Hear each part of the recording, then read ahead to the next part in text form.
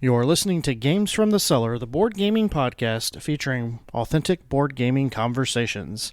I'm Steven, your host, and tonight I was joined by John, Sam, and Ed to play Unmatched. Tell us about Unmatched, Adrian.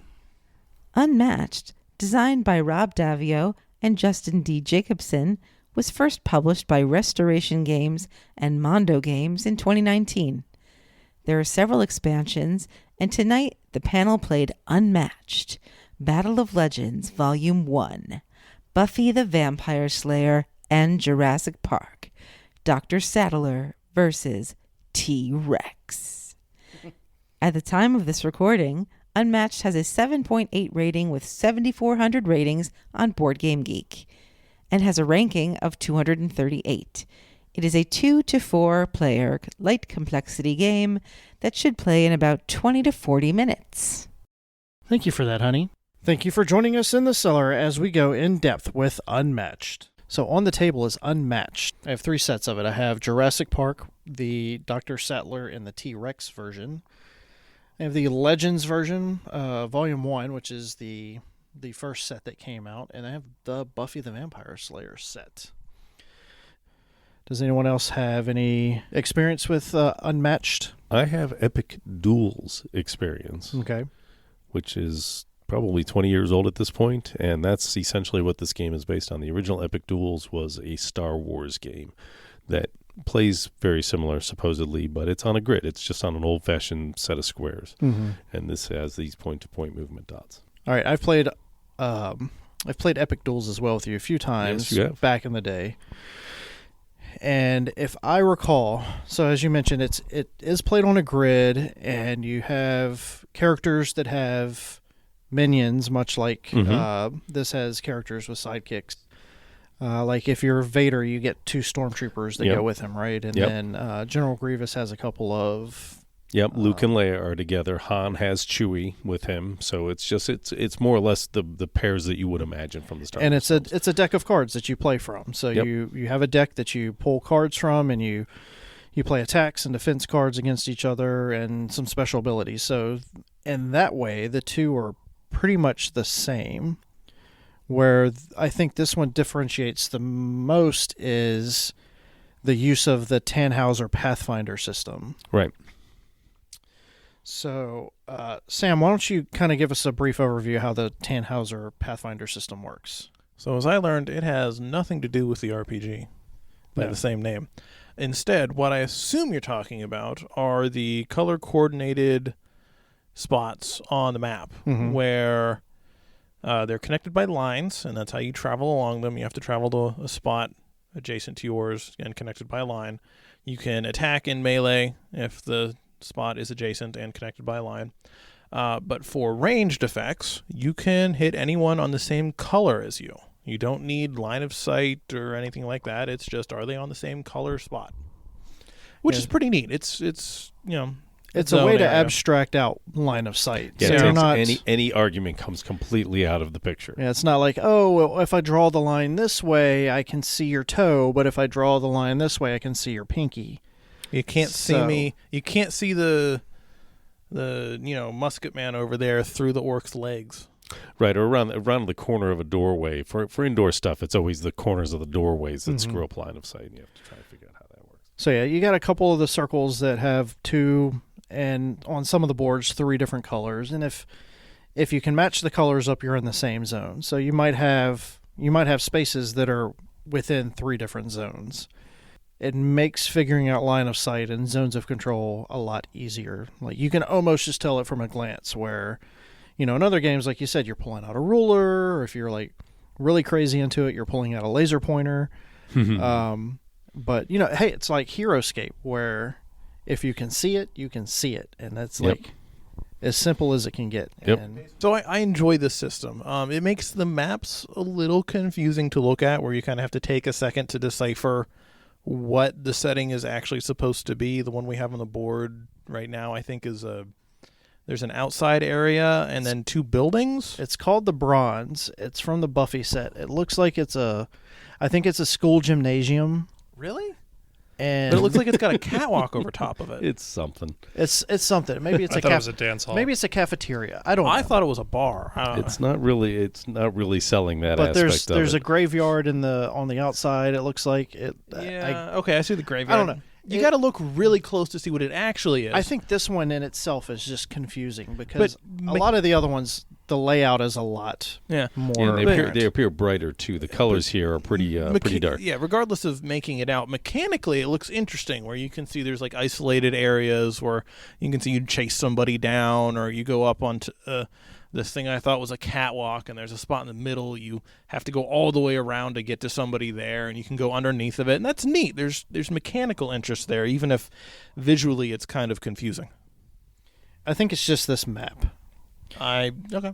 Yeah, because look, if you look at the other ones, it's a lot more apparent what is next to each other. Yeah, and Oh, the that's colors fair. are, Okay. are much brighter, so it also jumps off the table. It calls your eyes to it a whole lot better too. All right, So so we just happen to be playing the night scene Okay, from I Buffy. see. So Chris is out of town, and instead we have my neighbor Ed. Ed has joined us today. Say hey, Ed. Hey. Yeah. No. He said, "Say hey, Ed." Hey, Ed. There you go. Thank you. Good job.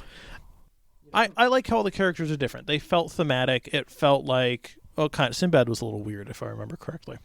But Yeah, so we've only They were played neat. with 4 characters. So of the 10 characters, we've only played 4. So we're gonna try to play 4 different ones so that we get a better idea of, what each character brings to the table. So in our last game, I played Medusa, who's this ranged fighter who can pretty much like pluck away at anybody on the board. It seems like I remember 1 damage a turn, no matter what. 1 damage a turn. That was nice. But then when I could get in and get the combo going, I could hit you really hard. I think I hit you for like 7 one turn, Yeah, it wasn't fun. which is real nice. I mean, I healed for 5 next turn, but Yeah.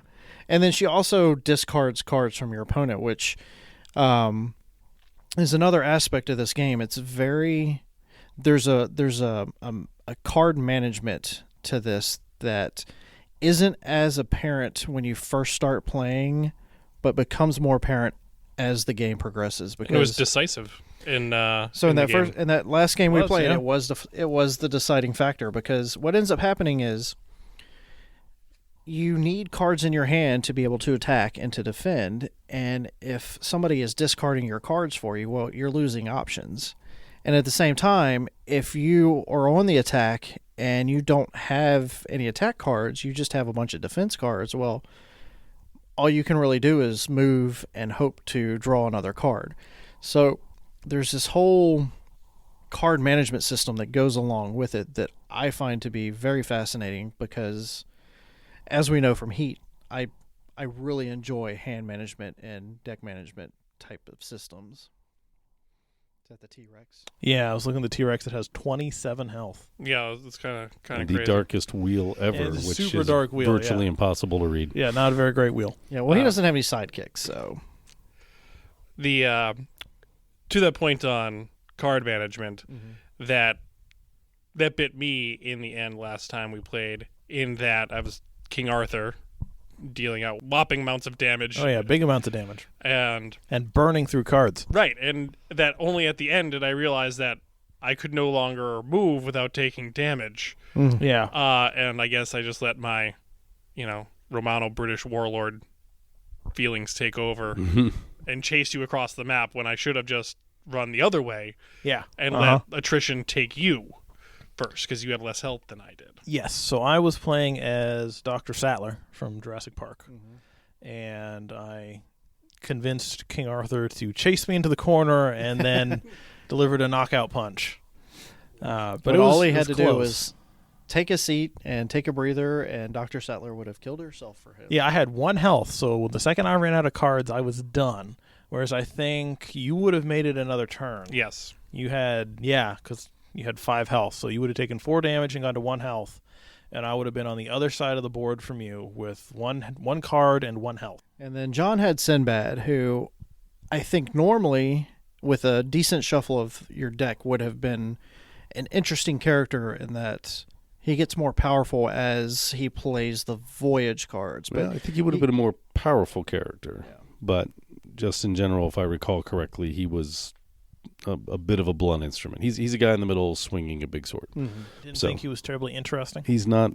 Wasn't terribly interesting. So I'm looking forward this time to playing somebody that's got a little bit more creativity to him. That's Back on the T-Rex route.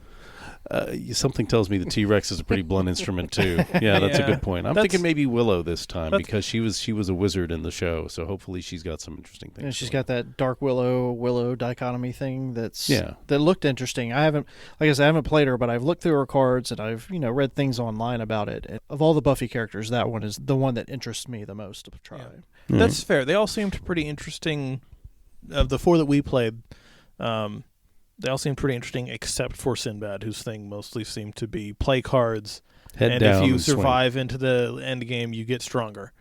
Whereas King Arthur had to deal with card management, and Medusa and Dr. Sattler were all about positioning. Yeah, I mean, I've played Sinbad at least 4 times online. I really think that the card draw that you had kind of, I think that's what soured your experience, because you got one voyage out, and then the second voyage that you drew, and essentially the only one that you drew for the rest of the game was the one that reset the voyage. It didn't make sense for you to restart it at that point, so it was... Well, that was last time. Yeah, that was last time. You want to see what happens next time? Yeah, I think. I don't think any of us are going to pick Sinbad. I think we all need to pick new characters. I think the 4 we played last time were off limit. Any other parting thoughts before we get into the game here? All right, awesome. Well, we're going to play, and we'll be right back. All right, so Unmatched is done. All right, so I played Willow. Yes, you played Willow. How do you feel about Willow, John? Oh, I was gonna. Do they know who we all played? I was the T-Rex, because why the hell not? It did seem like a lot of fun. It did. I could have done without the killing myself part and just like a smaller health pool, but at the same time, it was interesting. The using your health as a resource was kind of an interesting take. I liked how you were you were a boss monster. Mm-hmm. Right? Like, you totally changed the way the game played. You weren't an equal competitor. At least it didn't feel that way to me. It felt like, okay, there's the T-Rex. Get away from it. Run away, because all of his cards say boost, and they all deal like 8 damage. Just go hide in a corner, and eventually he'll fall asleep. Well, and with him standing in the very middle of the map, he could just kind of swing his head this way and that, and it was virtually own the entire It was space. a bad map for it was you guys. an interesting dynamic, but the map didn't help. The T-Rex teleportation card seemed a little OP and weird. Yeah, and that was a little... I hesitate to say it's a broken card. It might have been broken in this particular map, but it was just... You've got... All right, so the T-Rex's base move is 1.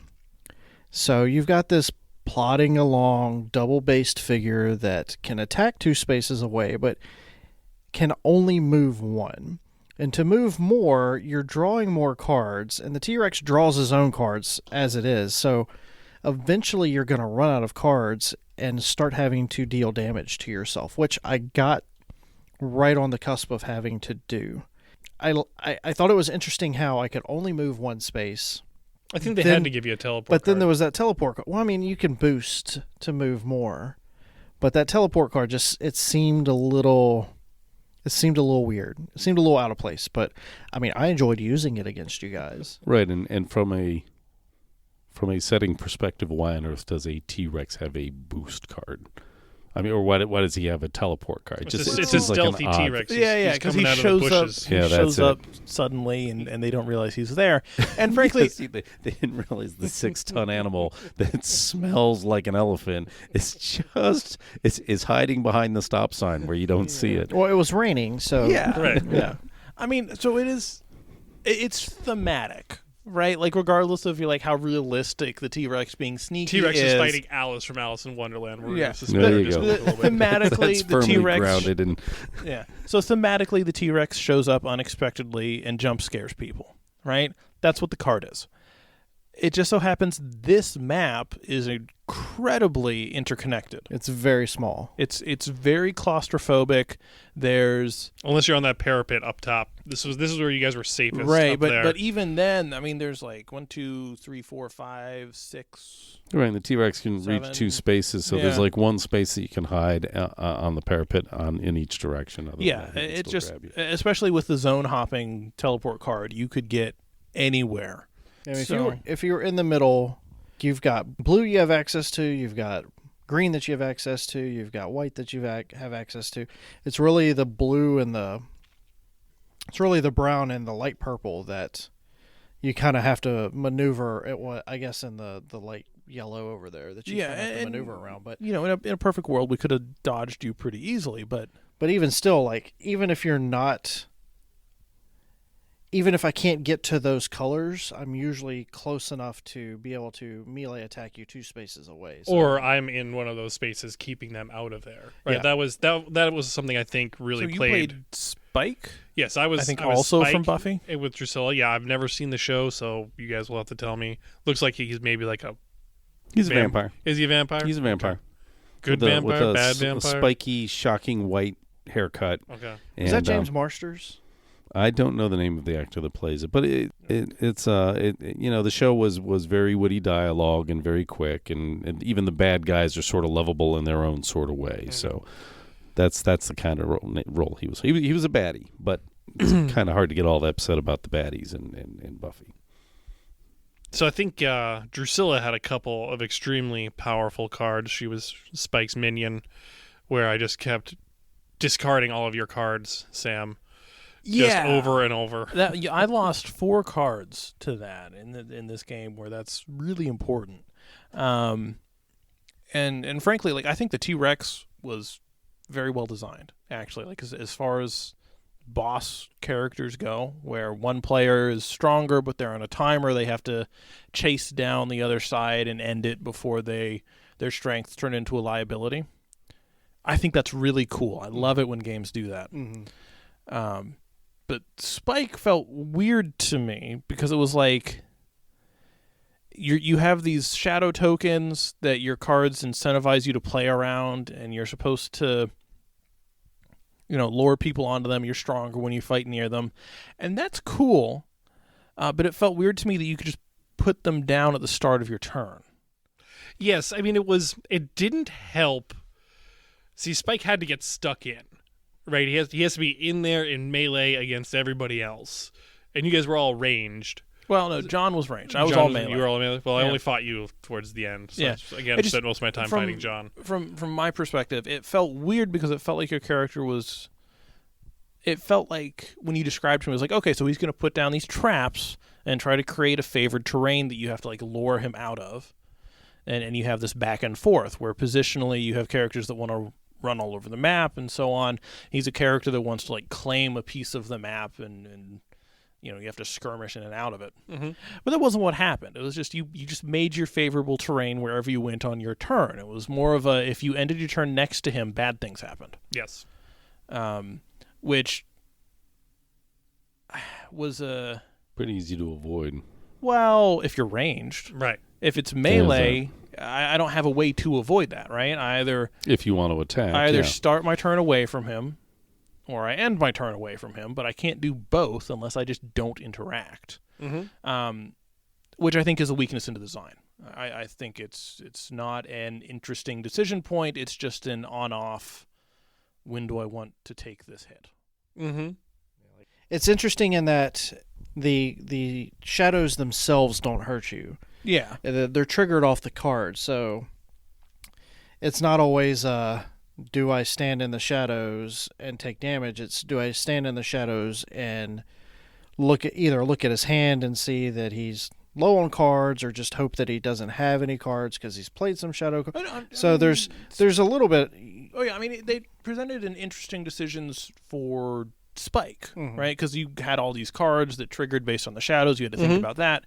From the opponent's perspective, there wasn't really a lot of interaction there No. because you got to put the shadows wherever you wanted at the start of your turn. Mm-hmm. Well, they had to be on my character. Yeah. So if you were next, like you said, if you were next to me at the end of your turn, bad things would happen because I could just immediately put down a shadow on my character. Yeah. And then attack you and get the benefits right, from... and as a melee character with 2 actions, I can run up to you and attack you. And end your turn next and to end you. my turn next to you, or I cannot interact with you. Right.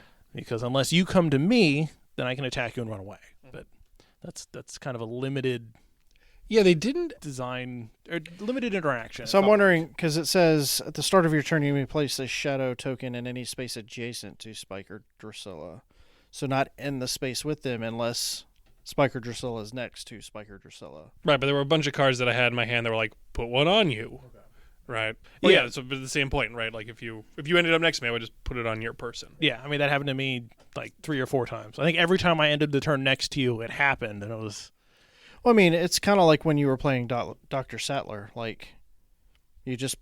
Every time you moved her or Dr. Malcolm, you put the other tokens down. The magic healing tokens. Yeah. That's true. The and difference... all that really was doing for you was like putting a resource, making you move so that you could put a resource on the board to then use. Yeah, so that was a little different because the insight tokens that the scientists put down just incentivized me, the player playing as a scientist, to move around. I wanted to move every turn unless if I didn't have the maximum amount of tokens out there, right? There were a couple cards that turned them into traps, but there were only like, I think 2 of those in the whole deck.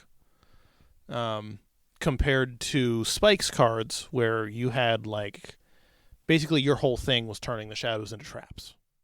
Well, yeah, or they gave me some other advantage. I mean, having played it, I found the shadows to be somewhat underwhelming. Like they were really helpful when they were really helpful. Yeah, but most of the time, to your point, it was about trying to position you guys in a place where I could put down the shadows and take advantage of them. But half the time, as you said, you're trying to stay away from me. So I've got to chase after you to either end my turn next to you. It was a very binary decision space. It wasn't terribly interesting. Agreed. Like with the scientists, it was, okay, I want to move every turn. That's what I want to do. I want to move around. I want to go to different places so I can put more tokens down. And with Spike, I just felt like the shadows didn't have that. No, they felt a little boring in comparison. Where it's like, okay, they do cool stuff, but frankly, the cards may have well just said do this thing without worrying about the shadows a lot of the time. John, you played what? Willow? What was Willow's thing? Willow kept bringing people back to life, which she can do 4 times. All I wanted to do is kill a Jabberwocky and keep it dead. The Jabberwock never came back. Yeah, it did. No, it didn't. It was the first thing that came. No, it was Terra. It was Terra, and then I brought back Alice twice, and I had another card where I could do it again because I can go and fishing in my discard. So once I've played a resurrect card, I can bring it up again. So that's sort of odd. And there's a bunch of cancel cards, but I think everybody has cancel cards, which we I think we all have feints. Yeah, we in our group we have an unwritten rule that cancel cards are canceled. We're not a big fan of those. I didn't know about this rule. Yeah, so I like them a lot because I like them a lot.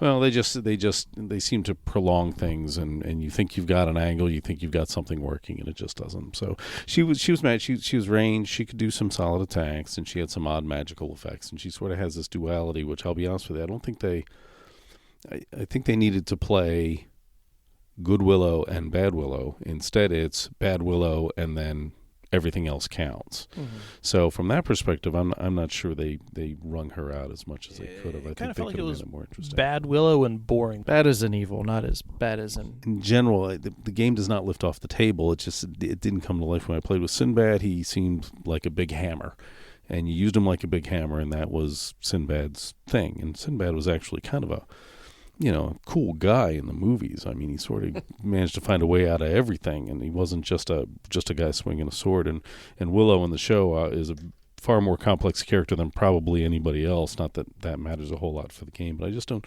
the way the 2 maps that we have played on so far played out, I think the map just isn't that important a feature of the game. It's about the card play, because it's so easy to get up next to the person you want to.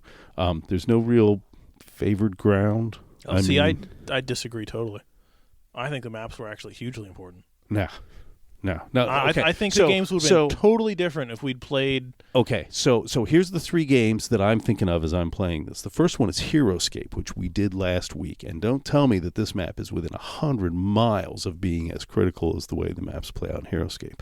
Now, HeroScape I'll agree with you there. HeroScape is a $100 game getting used. I mean, it was a $34.99 game for the basic set, but the map in HeroScape allows you to be in a place where you are stronger than your opponents. You have better cover, you have more height. There's something there that makes you in a better position. In this, it's more about, well, how do I weasel my way around to get to somebody? And in this particular play, with the T-Rex being able to reach 2 spaces, you could just kind of stand in the middle and swing your head and get to largely every space on this particular board. And I don't know. Yeah, this board is the Memorial board for anybody who's listening out there in TV land. So you can see there's this bunch of spaces in the middle, all of which are blue, and then there's blue on the spaces around as well. So all of those are in your zone. So the T-Rex is not only able to do his teleportation trick and go anywhere he wants. He also had that thrash move. Right, he's right, and then he can reach the distance, which makes him that he doesn't even need to do that. He's that much closer. So that's game number 1. Game number 2, which is on my short list, is the Buffy the Vampire Slayer from Hasbro from 20 years ago, where the map is everything because you barricade buildings to keep the baddies out. I mean, there's places where you can set up defense or you can set up offense, and the game becomes much more interesting from that perspective as well. And then the final one is the Epic Duels, which is what this is based off of, which doesn't have this point-to-point movement. Instead, it's just a grid. Mm-hmm. And the maps have a little bit of interest to them. They're not just a big square grid. There's spaces where, in true Star Wars fashion, there's like a drop that goes down 1,000,000 miles because every film has someplace where people somebody can plunge fall to their doom. All right, so there's no squares there, so you need to work around those. So you end up with these pinch points in the map where, again, people can set up a defensive position. And I'm trying to figure out, I'm just looking at this map, put my glasses back on. Is there a place where 2 or 3 people could set up and say, I'm on defense and nobody can reach me here? Now, with the T-Rex, the answer is no, because he can reach 2 spaces. So he can just reach over top of anybody he wants. I mean, this is a pretty defensive position. And I'm pointing to the map. I'm sorry, everyone can't see it, but there's one spot that goes from the middle of the garden area to the outer ring. Right. That at the top of the board. At the top of the board or the bottom of the board, depending. Well, at the top of the board. Sorry. That you could, if you held, you could cut off effectively like six pieces, six spots. And that's what they made their last but they can come in on the left and the right. And but it's going to take them a while to get there. Yeah, I'm saying is, like, I agree with you that, this isn't the type of map that provides favored ground per se, but what it does is it divides the map up into sections to that. I'm thinking this game has more in common with Magic the Gathering than it does with HeroScape or Epic Duels. So I have to say my opinion is totally different from yours, John. Frankly, I love HeroScape. It's a lot of fun. The terrain's really nice to look at. But as far as like actually playing the game, I don't know that I'm never terribly concerned about how to get somewhere. It's really just, am I melee? I'm going to walk in a straight line at the opponent and try to find somewhere that I'm taller than them. Well, that's what you do here. Finding somewhere that's taller than them is what we're talking about. Right, but that's not because that's extra dice that you're getting. Sure, it's a cool mechanical effect, but it's not a terribly interesting decision. I'm never like, which way do I go? So I just walk there. What decision is this board providing you at all? This is interesting because of how everything's connected and how you have to flank around and go different ways. Because, like you said, this is primarily a card game where you have to draw cards to be able to attack and defend. But when you draw a card, you move. You don't have to move, but if you move, you're forcing the other player to also move to catch up with you, probably. Right? And so movement also becomes a defensive and offensive consideration, where it's not just, okay, I'm going to go stand here and I get a +1 die. It's, okay, I'm going to go stand here, and then on his turn, he's going to walk up to you and hit you. He's going to have to walk up, but that's... You're taking one attack away from him. You're taking one attack away from him. Right. But you're it's also costing losing you one one attack to do it. But maybe that's a good trade-off. Yeah, especially if I've laid down smoke bombs everywhere. Right, or Right, but maybe that's- I'm ranged and I'm going to go around. I mean, like we spent, like the other time we played where Steven was Medusa, I spent half the game trying to get up to Medusa on the catwalk, and I couldn't because the harpies were blocking everything. Because the movement was an interesting, important part of the game. That is the one time that I think this game proved anything of interest was when he had 3 outriggers that could essentially defend him on 3 different paths. So I will give you that. Now, they're one-hit point creatures, so they go down pretty quick. Yeah, and that was fine. That was the point. And then in this game with the T-Rex, I mean, sure, everything was interconnected, but I think that was a strength of this map. I think the T-Rex would have been much more boring on the map we played the other time, where you had very clearly defined zones and buildings, and everything was a lot more one color, because we would have just gone in a big circle and the T-Rex would have chased us around, and it would have been like, all right, goodbye, Steven. You can't teleport in front of us now, so we're going to see you in 4 turns. Have fun with your card draw. Yeah, I'm listening to your conversations.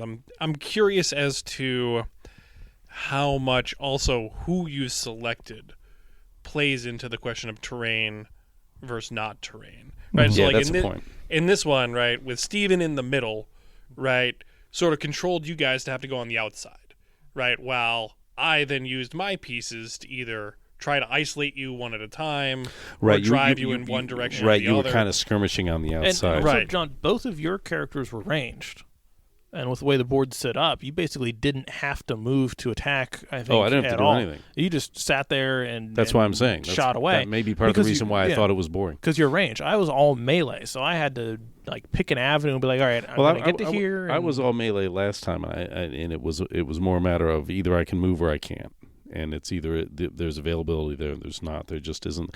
With HeroScape, there's a wide open field, and you really get some choices as to where you want to be and how you want to work it. And in this game, that just doesn't seem to be available.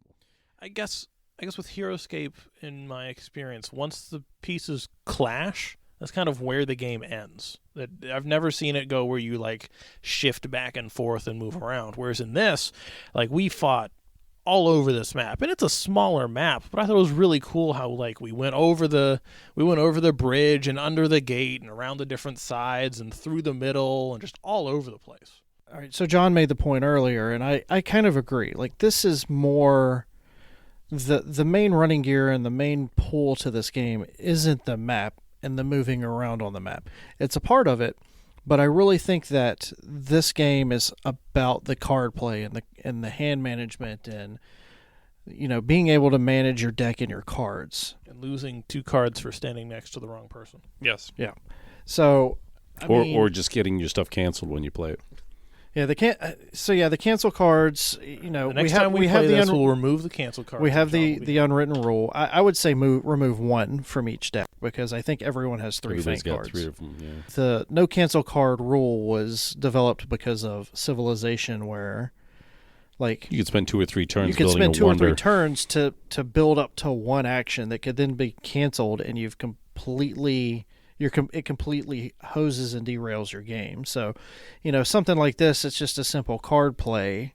It seems to be a way to extend the game by 10 minutes without providing anything that's particularly interesting. Yeah. There's no real value add to it. Yeah, and if it was something like, if you lose this combat, cancel, I would be more okay with it than just completely cancel.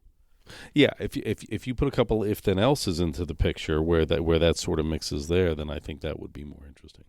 Yeah, but all that to go back and say, like, I like the idea of the map. I think that having the T-Rex on this particular map probably is part of what is souring the whole idea of the map. I think if I had a single-based figure that didn't have reach, and was having to do the same types of maneuvers that everyone else at the table was having to do, I think it would have had a different experience. But I think with just the tight cluster of spaces in the middle, and then the reach that the T-Rex had, kind of negated a lot of the interesting aspects of this particular map.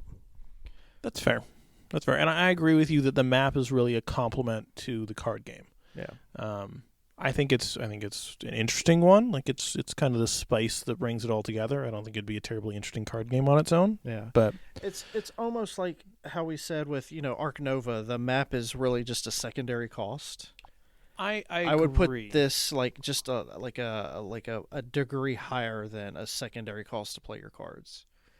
Because there is the where you are does matter. Where in Arc Nova, yeah, you get bonuses for places that you cover up, but once you've done that, like, it doesn't matter. I would almost say this is kind of the same type of idea where the map isn't the primary thing you're playing the game with, but it's important. You need to have it there. I think this is done really well. Yeah. I like this implementation of a map. Mm-hmm. And, and it worked really well on Tannhäuser, even though we played it maybe one time, and I think at the time, even then, there was some questions to conceptually, the idea of the way the map works is interesting. I think the biggest thing, just looking at it, I'm like, why is this map so small? I mean, and I realize you want people close, but in a game where you win by attacking, people are going to find their way to get close. They could have just made it bigger. Or you win by running the other direction. Well, okay, so that's a I'd problem be curious in the how rules. much larger or smaller it is. I think it's just the design of it. Or do you mean all the maps for all the... I just I mean, think this map is very interconnected. The other map, you could actually be on the other side of the map from someone. This one's kind of circular. Right. And so I just pulled out the map that came with Jurassic Park. Is it one-sided? It's one-sided. So the Jurassic Park set is 2 characters with 1 map, where the Buffy and it's a half expansion. It's a half expansion. I think even half a map. So that's so it's 5 colors maybe? It's physically smaller. It's physically smaller, but it's Oh, only it is. it's only for 2 players. So we couldn't have played 4 people on that map. That makes sense. But I think what you see is it's definitely not as interconnected as the 4-player map that we played on. So I could see where It's kind of 2 regions. On the T-Rex paddock map, I can see where you are on the map would play as the T-Rex would play more of a role than it does in the map that we just played. Yeah. This is a very interesting map for just 2 people. The T-Rex wants to be in the middle. Wants to be in the middle, and there's enough distance here that if they're on one side, it can't get them. So yeah, I think maybe the choice of the T-Rex on the Memorial probably maybe broke the game just a little bit, but I mean, I still really enjoyed it. I mean, I had a great time. It's like you said, sometimes you worry about having the quote-unquote boss figure, and I think that everything came together really well with the T-Rex to where it wasn't so insurmountable for you guys to overcome. Yeah, I mean, I was worried about the T-Rex, but frankly, the thing that frustrated me the most this game was losing the 4 cards to Spike's thing. That felt cheap, where it's just like, okay, you started your turn next to him, lose 2 cards. And it's like, okay, all right, well, that's cool. Twice. Yeah. And the other thing that's interesting is, even though the T-Rex felt very large and powerful on the board, King Arthur's doing the same kind of damage. Oh, yeah. Alice in big form is still doing the same kind of damage. And had John been able to progress Sinbad with his voyages, he would have still been doing the same kind of damage.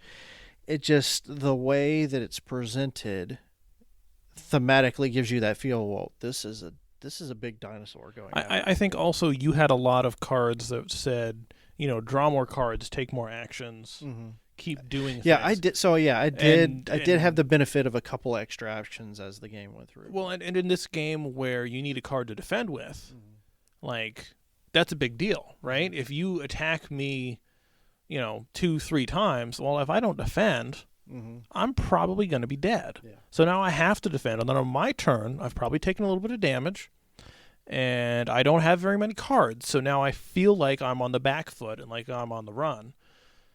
Even if, you're also hurting for cards, it doesn't feel that way because you're just going to draw them again on your turn. Yeah, I thought the T-Rex deck was extremely well constructed. Yeah, I thought it was really well done because there was a cost to you doing that, but you had such a big health pool at the beginning. It was like, ugh. The T-Rex looked fun. Yeah, I had fun with him. I won't play him for a while just because Plenty else to choose from. We've got 10 figures. I've played 2 of them. See what Buffy and this purple dude with a sword. Buffy and Angel. Okay. Those were the two that didn't get played. Yeah.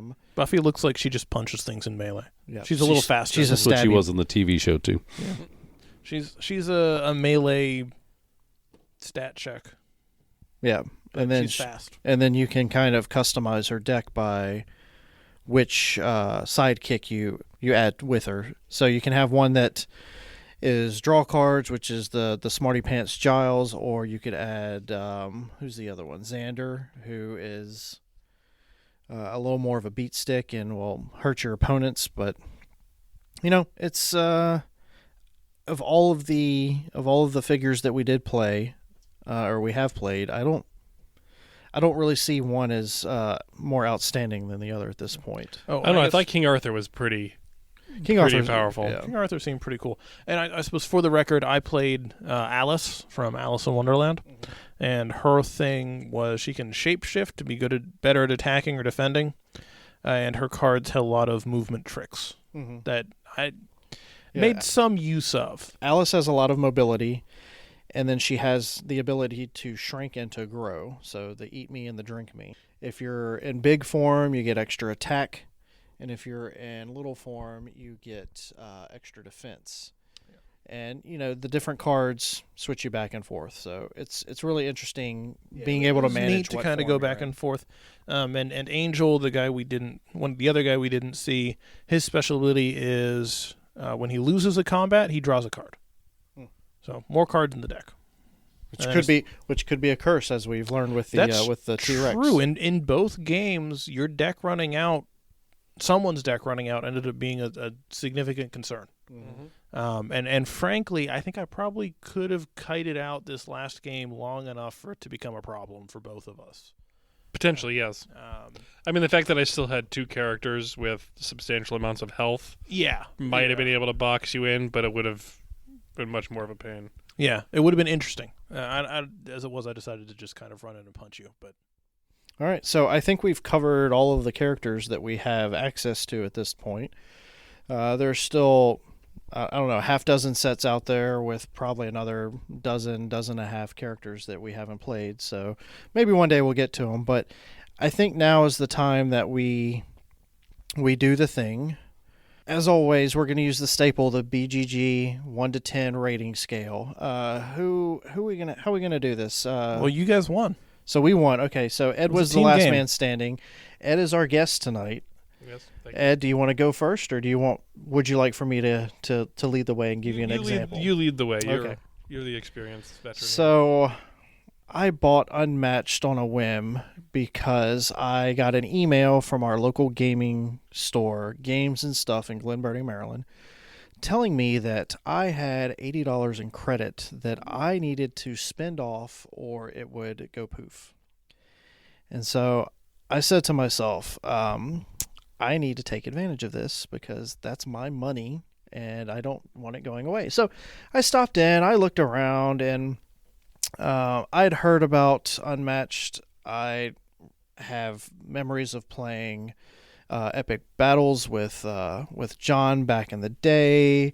I like some of the properties that were showing up, and they had a set out on the table for a show and tell. So I kind of played around with it, and I'm like, okay, this is something I could get behind. So I picked up the Legends one set, whatever the first base set is, and immediately took it home, pulled out the rule book, read through the rule book, immediately bought it on Steam as well, and played a few games of Steam just to kind of get my hands dirty. And, getting it to the table, I had a lot more fun than I actually thought I was going to. I mean, I thought I was going to have fun, but I really enjoyed this. So John, I know, has his hang-ups, and typically we agree on things. I think me and Sam are seeing kind of eye to eye, and I'm pretty sure Ed had a good time. Mm-hmm. I generally have a good time. Yeah. And we're glad to have you here, by the way. Thank you. It was good to be here. This is a perfect example of Kismet coming in the form of a 7. It was just something that I picked up on a whim, and I didn't know how it was going to go, and turns out it was a 7 all the way through. So I'm really glad that I was able to to get this one to the table and just in the collection. All right, Ed, what did you think? I enjoyed it. I'm also a man of simple tastes. I thought I think I liked King Arthur from last time more than I liked Spike. Possibly just because I like my characters to hit people in the face with a sword. Mm-hmm. You're a history kind of guy. I'm a history kind of Yeah. guy. So I think the combo where Merlin was ranged and King Arthur was melee was a little more effective than two melee characters. At least on this map, right? It was good to have both of them, and I could try to corral you guys, but half the time was just one person chasing after you guys to punch you in the face. But yeah, I had a lot of fun. I'm glad you didn't kite me around the second time, Sam, because I'm so angry about King Arthur last time when I should have had that. But yeah, simple man, simple 7. All right, John, you easily took MVP of this last game, I think. Just because I kept resurrecting people? Yeah, you resurrected me twice. Whack-a-mole. I have to vote. I have to give you MVP. And my own sidekick once. Yeah. So yeah, and I had another one in my hand about the time I was dying. Yeah. So yeah, I it's have sort to of crazy. give you MVP. Well, I mean, thank I you. don't get MVP for actually killing you so many times. No, I say you get the MVP on this team. I can't give MVP for your team, Steven. Okay. Yeah, Thanks, we'll each vote our own MVP. I think that seems pretty reasonable, the two sides of the board. So, you know, I complain. First of all, this is a true team game, and I always say I like true team games. So God bless it for that. This is a game that you can sit down, and especially if you got a little kid that's playing, if you're playing with your son or daughter, they're a little bit younger, you're in a position to coach and stuff like that. So it's nice. It's from a family perspective. It's nice that you can be there for somebody who probably can't do it on their own. So I'm a big fan of that. So first of all, I'm not a big fan of like Magic or Pokemon or that kind of thing where it's the card effects that are wiggling against each other and, you know, canceling each other out or trying to build off of each other. So, and I think the heart of this game is the deck. It's not the map. I think the map is just sort of an add-on. So, I'm a big fan of maps. These maps didn't really do it for me. So from that perspective, the game just didn't come alive for me. I don't think it's a bad game. It's yet another game with big asymmetry, which is the thing now, is that everybody is playing it by a different set of rules. The other game it reminds me of is Villainous, and it almost looks like it's sort of, they said, See that? boy, that Villainous really works. Maybe we can sell one of those and make some money off of that as well. It's just, it's obviously it's not the Disney plays theme. totally differently. Yeah. It's the feel is the same. And The this is genre also the a same. restoration of a game from the early 2000s. So Yeah, and frankly, I think they got they overthought it. I think they would have done better on the more traditional maps from the original. You could have done this exact same game on that square grid with more open space. The ranged weapons can shoot clean across the board on that space, so you could find some very interesting things. And when you were moving, you always had to be keeping an eye on the two sidekicks that the other guy had, because even if they're on the far side of the board, they could shoot you with their laser or whatever. And so I think they gave away some of that life that comes out of that game. So Epic Duels, which is the harder one to find, that and Buffy was the other game I mentioned. Buffy is very easy to find if you're interested. Go look on eBay or go hit your local thrift store. You're going to find it soon enough. But it just sort of didn't ring the bell. So I realize that's a really, you know, I'm not providing a whole lot of justification for it other than saying it didn't do it for me. That's enough. But that's what it boiled down to. So this is a 7 wannabe for me. And I'm not going to turn down a game if you guys want to play again, and that's fine. I'm certainly going to try new characters pretty much every time, because I don't think this is the decks aren't complicated enough where you're going to say, I'm going to be a Willow player until I figure it out, because you're going to figure out Willow the first time you play her, or any other character. Yeah. So second time you're going to be an expert in anybody. Yeah. Yes. So I think it's a light game, and I think it's doing a light game's work, and that's fine. If you're interested in cracking open a couple of brews and doing this, then it's the kind of game where maybe not being 100% on your game isn't going to affect your enjoyment of it too much. Yeah, and you know the games weren't too long. I would say No. for a 4-player team game, it probably took us about 45 minutes to I an would have hour. guessed 40. Yeah. Yeah. And you know I can always go back and check the timestamps, but I really think that, you know, getting everything put together and picking the characters from start to finish, probably under an hour. So I mean, it says 20 minutes on the box, but I think a one-on-one battle would go 20 minutes. Yeah. 4 people, definitely not 20 minutes. Depending on how many times you can resurrect. Oh my god! How many times did I have to kill Samuel? I mean, I love killing Samuel in games, but that's fundamentally it's another cancel card. All this work that I did to kill that character, and there she is, right back on the board. Right At least where it was I left only her. 3 health. If it had been more than 3 health, I appreciate the in-games caveat there, Steven. that one's doing a lot of work. Sam, what do you got for us?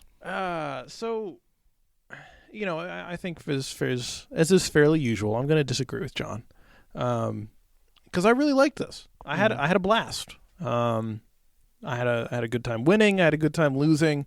Somehow I even had a good time getting resurrected and then immediately killed off Twice. I wanted you to stay dead. And you know what? That's fair. you were the last person on your team. I was somehow. Yeah. So I had a really good time with this. I felt like the map really made it click. I felt like it added a lot. The card play wasn't terribly complicated, but it was interesting. I think John's right. This is a light game, but there's a place for light games that you pull out and you knock it around for a bit and then you pack it away.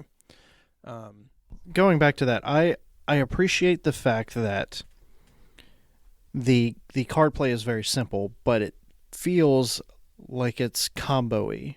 It has, So you don't have to string together like 2 or 3 cards to get, the effects that you want. Yeah. Like it all comes boiled down into one card, which sounds weird, but it's just a feeling that I had. Like, like when you're playing your commander deck in Magic, it's like you've got that 4-card combo that can like really put a smack on somebody. I think it's because almost every card in the deck, I mean, there are only a couple of cards that were the same for everybody. So almost every card in your deck is something that is unique and special to your character. Except those faint cards. Well, it's the faint cards that everybody had, and there were the regroup cards that everybody had. Right.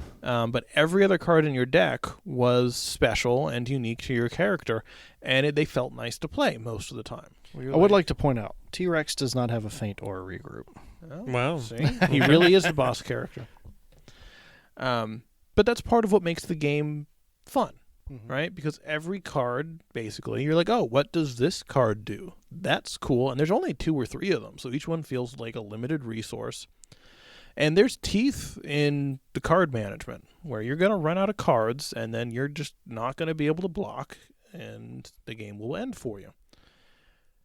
And I enjoyed that, So, I think I've got to put this one in as a smooth 7. I would gladly have this on my shelf.